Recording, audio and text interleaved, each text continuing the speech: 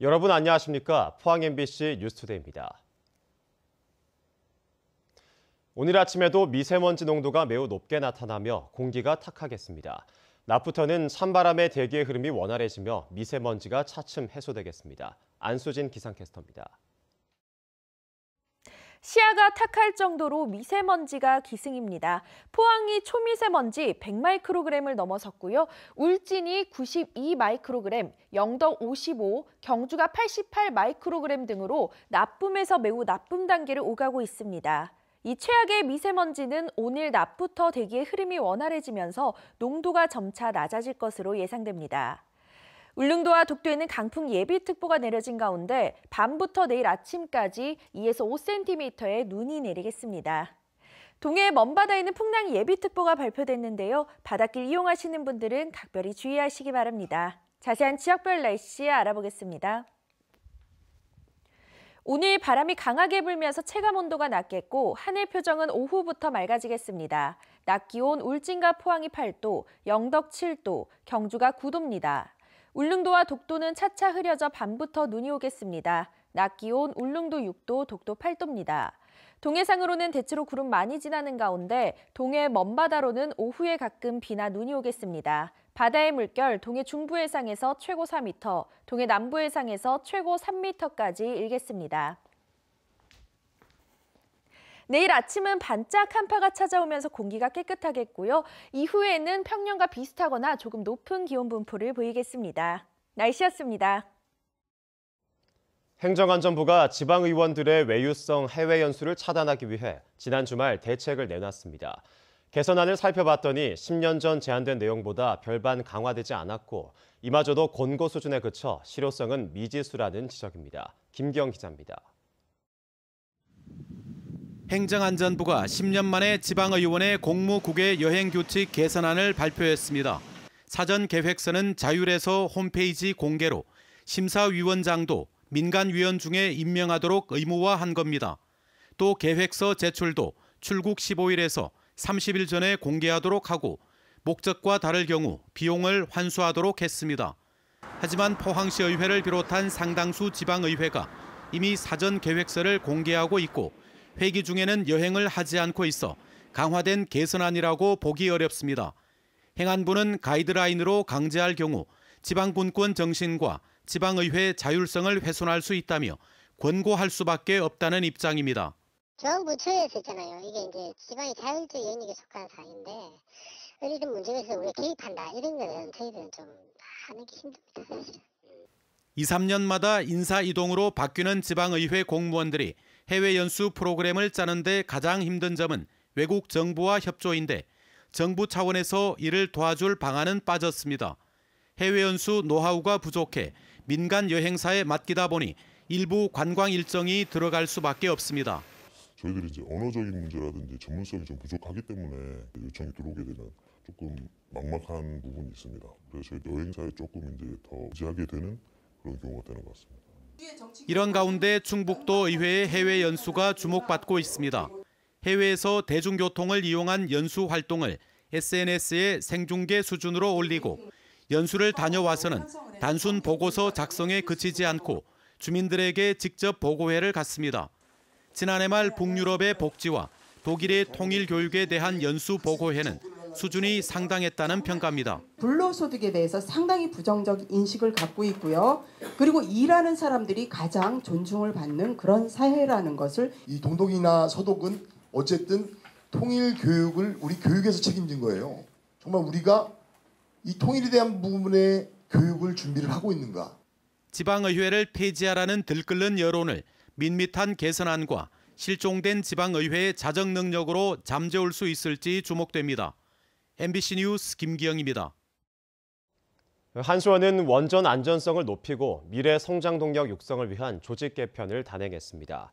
한수원은 본사 지원부서 인력은 축소하는 반면 현장 정비부서 인력을 대폭 보강하고 본사 기술본부 엔지니어링처를 원전 발전본부로 이관해 정비 기능을 대폭 강화했다고 밝혔습니다. 또 미래 신성장 동력 육성을 위해 이집트 등 해외 사업 조직을 늘리고 신재생 사업 관련팀도 신설했다고 밝혔습니다. 홍역이 경북으로까지 퍼지면서 비상이 걸렸습니다. 보건당국이 의료인 매개를 막기 위해 의사와 간호사 등 의료인 18,000여 명에 대해 홍역 항체 검사를 시작했습니다. 윤영균 기자입니다. 지금까지 대구의 의료기관에서 홍역에 걸린 것으로 확진된 13명 가운데 성인은 7명, 그중 의료인이 5명입니다. 홍역 환자들이 가장 먼저 방문하는 곳이 병원인 만큼 의료인의 감염 위험성은 매우 높습니다. 홍역에 걸린 의료인이 면역력이 취약한 환자들과 접촉하게 되면 위험성은 더 커질 수밖에 없습니다. 대구시는 홍역 증상이 있는 환자를 따로 진료할 수 있는 선별진료소를 현재 3곳에서 15곳으로 늘렸습니다. 모든 대학병원과 구군 보건소까지 설치했습니다. 이와 함께 대구의 1, 2차 소아청소년과 병원과 대학병원 직원 전체, 그리고 119 응급대원과 보건소 직원까지 모두 18,000여 명의 홍역 항체 검사를 하고 있습니다. 만약 병원 의료 종사자가 홍역 관련해 가지고 조금의 의심이 있다면 벌써 저희들이 검사를 했습니다. 근데 아직까지 그런 사람이 없다는 겁니다. 다른 지역 병원에서는. 아직 홍역 항체가 없는 영아와 유아의 홍역 예방 접종도 앞당기기로 했습니다. 현재 1차 접종은 생후 12개월부터 시작하지만 6개월 영아부터 접종하도록 하고 4살에 시작하는 2차 접종도 생후 16개월로 앞당겼습니다. 확산을 막기 위해서는 이제 6개월에서 12개월 그 아이들을 하는 이유는 이번에 이제 감염된 아이들이 그 사이에 있는 아이들이 있기 때문에. 대구시는 지금까지 홍역 확진 판정을 받은 환자 13명이 접촉한 환자와 가족 등 5,200여 명을 상대로 감염 여부를 감시하고 있습니다. MBC 뉴스 윤영균입니다. 경상북도는 오늘 3월 말까지 도내 23개 시군 332개 읍면동에서 주민등록상 주소와 실제 거주지가 일치하는지 여부를 전수조사합니다. 무단 전출자나 허위 신고자에게는 최고장을 보낸 후 과태료 처분을 내리고 과태료 부과 대상자가 조사 기간 중에 자진 신고하면 과태료를 최대 75%까지 깎아줍니다. 이번 조사에서는 거주 사실 일치 여부뿐만 아니라 100세 이상 고령자의 생존 여부와 주거용 오피스텔 거주자의 전입신고 여부 등을 함께 확인합니다. 축구대표팀의 산실이 될 축구종합센터 유치에 경북에서만 경주 등 6개 시군, 전국적으로는 모두 24개 지자체가 신청서를 제출했습니다. 경북에서는 경주를 비롯해 예천, 문경, 상주, 영주, 영천 등 6곳이 신청해 전국 시도 중 가장 많은 지자체가 신청했습니다. 대한축구협회는 오는 3월 중에 센터를 건립할 곳을 확정하고 현재 파주 대표팀 트레이닝 센터 사용이 끝나는 2024년 전까지 완공한다는 계획입니다. 강은희 대구시 교육감이 교육감직을 잃을 위기에 놓였습니다. 교육감 선거에서 정당 경력을 표시했는데 검찰이 당선 무효형에 해당하는 벌금 200만 원을 구형했습니다. 윤태호 기자입니다. 강은희 교육감은 지난해 6.13 지방선거에서 제19대 새누리당 비례대표 국회의원이란 문구를 선거 공보물과 선거사무소 벽보에 썼습니다. 대구지검 공안부는 강 교육감이 선거에서 이기기 위해 의도적으로 국회의원과 정당 경력을 적었다고 봤습니다. 제73대 경주경찰서장으로 득표율 차이가 크지 않았기 때문에 보수 성향인 대구에서 정치 경력을 쓴 것이 선거에 영향을 미쳤을 거라고 판단했습니다. 검찰은 고의성이 큰 것으로 보고 강은희 교육감에게 벌금 200만 원을 구형했습니다. 변호인은 법을 어기긴 했지만 의도적이지 않았다고 항변했습니다. 통상적인 방법으로 비례대표 경력을 표기했고 사전에 선관위의 조언을 받아 문제가 없다고 판단했다며 고의성을 부인했습니다. 강은희 교육감도 최후 진술을 통해 대구 시민과 교육 가족들에게 심려를 끼쳐 죄송하다면서도 의도를 가지고 그런 건 아니라며 선처를 호소했습니다. 최후 진술 과정에서 눈물을 보인 강 교육감은 재판을 마친 뒤 서둘러 법원을 빠져나갔습니다.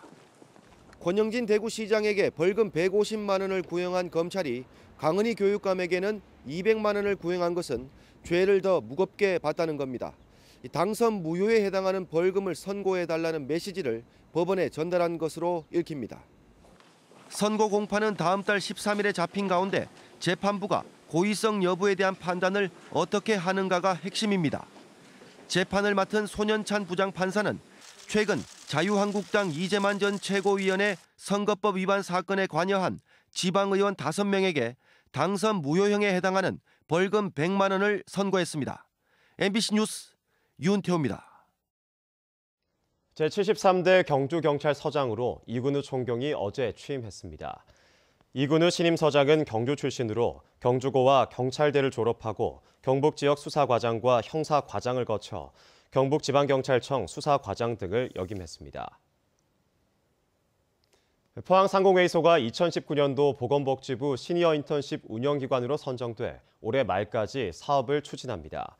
시니어 인턴십은 60세 이상 직원을 채용한 기업에게 3개월의 인턴 기간 동안 월 급여의 50%를 지원하고 인턴십 참여자를 18개월 이상 고용한 기업에게는 장기 취업 지원금 90만 원을 지원하는 등 60세 이상을 대상으로 한 정부 일자리 사업입니다. 문경시는 중부내륙 고속철도 개통에 맞춰 올해 역세권 개발과 지역 개발을 위한 1순위 역점 사업으로 꼽고 있습니다. 하지만 인구 7만 명선 붕괴를 앞두고 있어 실질적인 인구 부양책이 시급하다는 지적을 받고 있습니다. 엄지원 기자입니다. 서울 문경을 1시간 19분에 있는 중부내륙 고속철이 2021년에 개통합니다. 말만 무성했던 마원리 10만 평 규모의 역세권 개발도 지난해 공사 착공으로 탄력을 받았습니다. 문경시는 다음 달 구역 지정을 끝내고 실시 계획 용역에 들어갑니다. 2021년에 공사 첫 삽을 뜨고 실제 주거와 상업지구 조성 및 분양은 2030년까지 걸리는 장기 계획입니다. 맞물려 신구 산업단지 조성도 시작합니다. 힐링 휴환촌과 오미자 테마파크, 단산 모노레일 등도 올해 준공합니다. 중부내륙 고속철도 개통에 대비해서 새로운 10만 평 정도의 지금 산업단지를 구상을 하고 있습니다. 4년 내로 준공할 수 있도록 최선을 다하겠습니다. 하지만 7만 2천 명으로 경북의 시단위 지자체 중 인구 꼴찌인 문경시의 인구 부양책은 아쉽습니다. 출산과 교육, 문화 환경 개선보다는 지원금 확대에 무게를 뒀습니다. 신혼부부의 주택자금 이자를 지원하고 첫째 340만 원, 넷째 이상은 3천만 원으로 출산 장려금을 배로 인상했지만 문경시는 분만 산부인과조차 없는 실정입니다. 문경시는 출산 장려금에 4년간 50억 원을 투입할 예정입니다. 작년까지 주던 출산 장려금의 3배 이상이 지금 지급되는 실정입니다. 그리고 전국에서 최고의 출산 장려금을 지급하고 있습니다. 전문가들은 대형 SOC 사업으로 인한 경제 활성화와 인구 증가에 한계를 들며 생활 밀착형 사업을 발굴할 것을 조언합니다. 철도라든가 역세권 개발이라든가를 통한 발전도 중요하지만 이 지역의 주민들이 자긍심을 갖고 살 수 있게 하는 이런 거라든가 그 외부의 도움 없이 내생적으로 자체적으로 발전해 나갈 수 있는 그런 역량을 키운다든가 이런 부분. 인구 7만 명 선 붕괴를 앞둔 문경시. 보다 실효성 있는 대책이 요구되는 시점입니다. MBC 뉴스 엄지연입니다. 경상북도 교육청은 창의 융합적 인재 양성과 학생 참여형 수업 활성화를 위해 디지털 교과서 선도학교를 기존 48개교에서 올해부터 72개교로 확대 운영합니다. 디지털 교과서는 학생 개별 학습과 협업 활동 등 다양한 활동이 가능하며 가상현실과 증강현실 콘텐츠가 포함돼 학습의 흥미와 몰입도를 높여주는 장점이 있습니다. 신규로 지정된 디지털 교과서 선도학교에는 1,000만 원씩 운영비가 지원되며 학생 주도형 학습이 활성화될 것으로 기대됩니다. 경주시는 올해 자동차세를 일시불로 납부하면 최대 10%를 할인해주는 자동차세 연납 신청을 이달까지 접수합니다. 자동차세 연납 제도는 매년 6월과 12월에 부과되는 자동차세를 1월에 일시불로 납부할 경우 연간 세액의 10%, 3월에는 7.5%, 6월에는 6% 공제해주는 제도로 최근 이용률이 증가세를 보이고 있습니다. 신청은 경주시청이나 읍면동 사무소에서 가능하며 오는 16일부터는 인터넷 위텍스에서 직접 납부할 수 있습니다.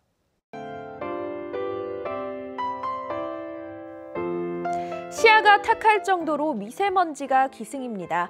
포항이 초미세먼지 100마이크로그램을 넘어섰고요. 울진이 92마이크로그램, 영덕 55, 경주가 88마이크로그램 등으로 나쁨에서 매우 나쁨 단계를 오가고 있습니다. 이 최악의 미세먼지는 오늘 낮부터 대기의 흐름이 원활해지면서 농도가 점차 낮아질 것으로 예상됩니다. 울릉도와 독도에는 강풍 예비특보가 내려진 가운데 밤부터 내일 아침까지 2에서 5cm의 눈이 내리겠습니다. 동해 먼바다에는 풍랑 예비특보가 발표됐는데요. 바닷길 이용하시는 분들은 각별히 주의하시기 바랍니다. 자세한 지역별 날씨 알아보겠습니다. 오늘 바람이 강하게 불면서 체감온도가 낮겠고 하늘 표정은 오후부터 맑아지겠습니다. 낮 기온 울진과 포항이 8도, 영덕 7도, 경주가 9도입니다. 울릉도와 독도는 차차 흐려져 밤부터 눈이 오겠습니다. 낮 기온 울릉도 6도, 독도 8도입니다. 동해상으로는 대체로 구름 많이 지나는 가운데 동해 먼바다로는 오후에 가끔 비나 눈이 오겠습니다. 바다의 물결 동해 중부해상에서 최고 4m, 동해 남부해상에서 최고 3m까지 일겠습니다. 내일 아침은 반짝 한파가 찾아오면서 공기가 깨끗하겠고요. 이후에는 평년과 비슷하거나 조금 높은 기온 분포를 보이겠습니다. 날씨였습니다.